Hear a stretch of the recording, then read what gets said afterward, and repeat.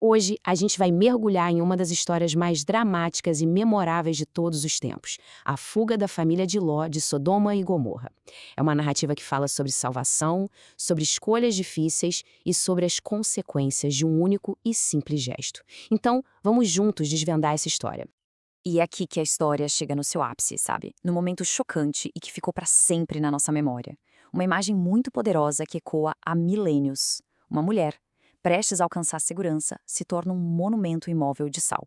É um final tão repentino, tão severo, que a gente imediatamente se pergunta: Pois é, essa é a grande pergunta, né?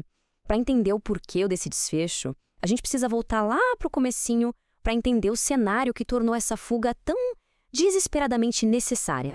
Tudo começa aqui, com a reputação de duas cidades, Sodoma e Gomorra. Elas são descritas na narrativa como lugares que, bem, chegaram a um ponto sem volta, sabe? Estavam marcadas para um juízo que parecia inevitável. E aqui a gente vê o contraste que é gritante e está no centro dessa história. De um lado, você tem a corrupção generalizada das cidades. Do outro, uma única família, a de Ló, que foi considerada digna de salvação. É essa dualidade que cria todo o conflito. A justiça, no meio da condenação e a chance de escapar. Então, com a destruição prestes a acontecer, a narrativa entra na sua fase mais urgente. Mensageiros divinos chegam com uma missão de resgate. E olha, não é um convite, é uma ordem. A sobrevivência de todos ali dependia da obediência imediata. As instruções para sobreviver eram bem diretas, sabe? Primeiro, sair da cidade sem hesitar. Segundo, procurar refúgio nas montanhas, um lugar seguro, e não parar no caminho. E terceiro, a instrução mais misteriosa e, como a gente vai ver, a mais crucial de todas, não olhar para trás, sob nenhuma circunstância. Essa ordem de não olhar para trás, ela era muito mais do que um ato físico. Era um ato de apego, de saudade daquilo que estava sendo destruído. Era, no fundo, o teste final de confiança no futuro que tinha sido prometido para eles. E agora a gente chega no clímax da história. A família está correndo, o céu está desabando atrás deles e a promessa de uma nova vida está logo ali na frente. Mas a tentação do passado, ela é poderosa.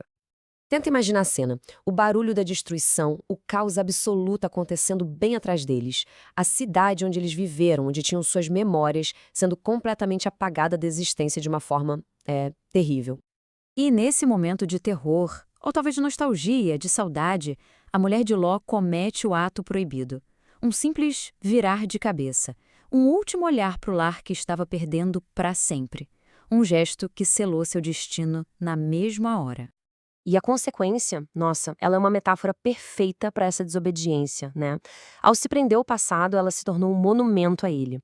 Literalmente congelada no seu ato de olhar para trás, incapaz de seguir para o futuro. Uma estátua de sal, uma lembrança eterna do que aconteceu. Só que a história não termina nessa tragédia. Ela se transforma numa parábola, uma lição que atravessa os séculos e continua sendo analisada. Então, o que a gente pode tirar disso tudo?